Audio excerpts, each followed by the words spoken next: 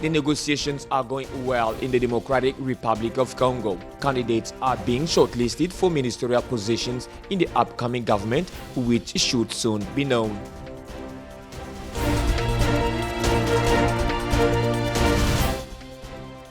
Presidential election in Guatemala, the right-wing conservative Alejandro Giammattei has been elected president, a fourth attempt which finally was successful.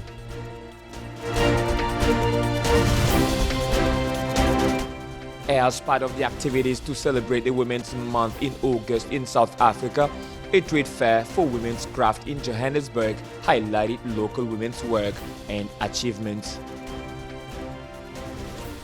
That's all for our top stories today. Stay tuned for more details in this newscast. The team to be led by Sylvester Ilunga Ilukamba will soon be known. We are talking about a government of 65 members in total, which will be a combination of political actors from the side of the former head of state, Joseph Kabila, and that of Felix Tshisekedi, the president in office. A decision that is the result of careful negotiation since the election of Tshisekedi on 30th December 2018. While the names of future ministers remain unknown, details on sharing of positions between the current and the former presidents have been signed by both parties and forwarded to Prime Minister, according to the negotiators on both sides.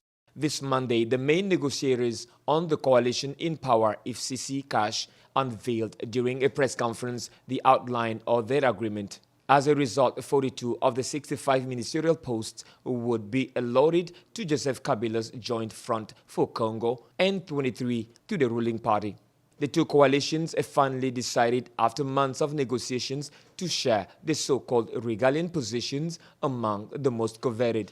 Foreign Affairs and the Interior to be handled by Tshisekedi's party, but the head of state would have obtained neither the Minister of Defense nor that of Justice, which remain in the hands of the FCC of Joseph Kabila.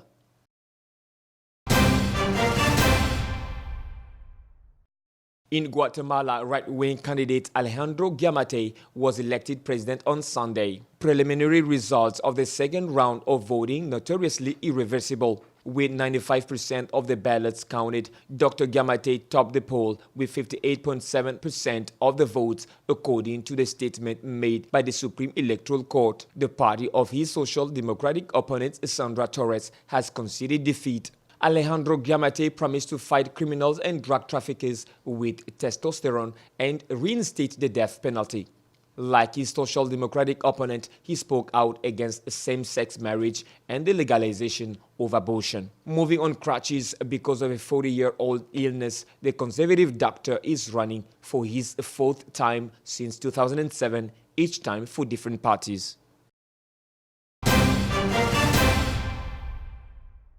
As part of the activities to celebrate the Women's Month in August in South Africa, a trade fair for women's craft in Johannesburg highlighted local women's works and achievements. South Africa commemorates Women's Month in August as a tribute to the more than 20,000 women who marched to the Union buildings on 9th of August 1956 in protest against the extension of past laws to women. The government of South Africa declared August Women's Month, and August 9th is celebrated annually as Women's Day. The Bryanston Organic and Trade Market in Johannesburg was established 42 years ago. Although the organic fresh produce is at the core of the market, the goods being traded at the market have extended to include handicrafts, with many women trading there. Promise Malangu operates a beading stall of her grandmother, who had been beading since Malangu was 15 years old. With this work, her grandmother managed to successfully bring up a family of over 20 people. My grandmother has over 25 grandchildren. She taught all of us how to use our hands to make these. She fed all of us over time through this. My uncle and I are now more involved and are able to make these.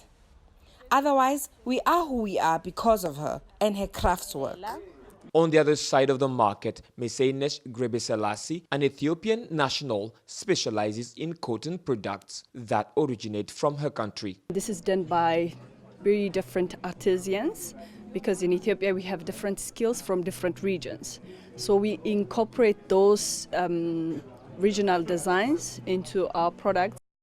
We are creating jobs and maintaining families, educating women and children, and we want that skill to transfer. There's a large contingent of women traders in this market, and over the years, they have collaborated on different projects. And there's something about when women are working together, they know how to collaborate. They're the feeders of the children and they're the educators of the children. And I'm not saying that men don't have a part to play, and there are amazing men as well. But there's something about women collaborating together that makes them incredibly successful. So we've seen women in this market for over all of these years doing amazing things. In South Africa, the Women's Month in August is filled with activities that showcase women's work, achievements, challenges, and myriad of other issues.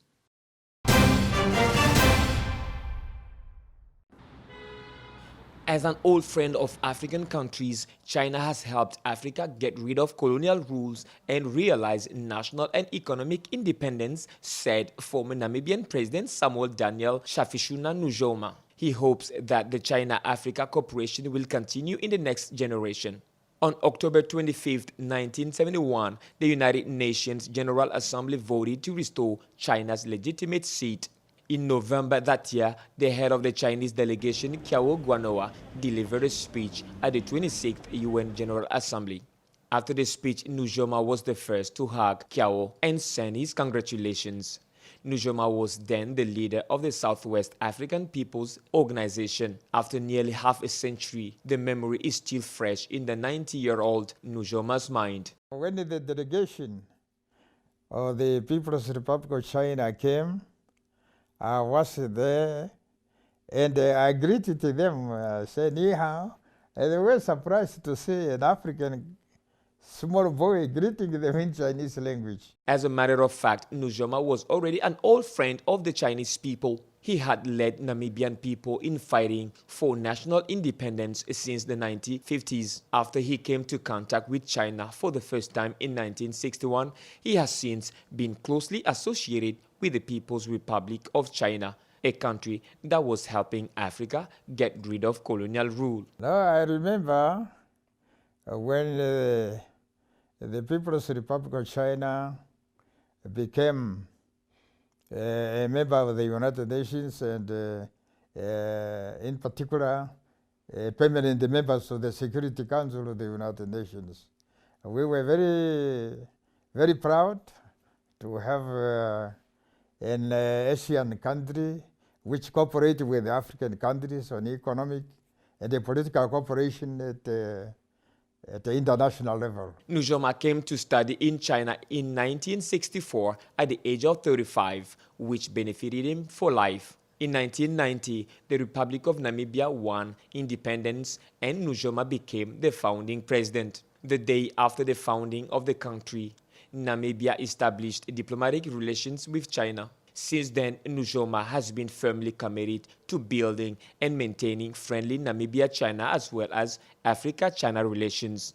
He sincerely called China a good and true friend. I remember the People's Republic of China and its government assist us economically also to fight for our independence. After independence, also the government of the People's Republic of China was the first government to recognize our government. So our friendship started a long time ago. China is an old friend of the African people, and they supported African people and African countries in particular, and that feels us that we are very close to China than any other country. During his 15-year presidential term, Nujoma demonstrated the role as a good brother of China. Facing pressure from Western countries, he supported China to establish the first ground-based monitoring and control station in Namibia. He greatly facilitated China investment in Hasab uranium mine project, which created thousands of jobs in Namibia. In response to Western media's hyping about China's so-called new colonization in Africa, Nujoma has repeatedly expressed his view that China is a true and good friend of Africa, urging Western countries to do more for Africa like China. Nujoma stepped down as Namibian president in 2005, but his status as an old friend of the Chinese people has not changed. He has visited the Chinese engineering projects in Namibia for many times, believing that China's development will drive Africa's development. Well, the development of the People's Republic of China is a clear indication to everybody to see. So the People's Republic of China is really helping Africans to be self-reliant on economic cooperation. And then we wanted to see the future generation to continue in this cooperation. Nujoma celebrated his 90th birthday with his family and Chinese friends at the Chinese embassy. Nujoma celebrated his 90th birthday with his family and Chinese friends at the Chinese embassy in Namibia on May 12, 2019. It was 58 years since Nujoma first came into contact with China. For more than half a century, his love and support for China has been consistent.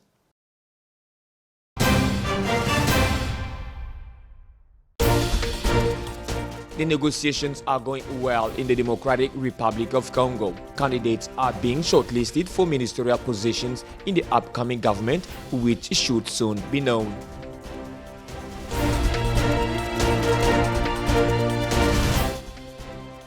Presidential election in Guatemala, the right-wing conservative Alejandro Giammattei has been elected president, a fourth attempt which finally was successful.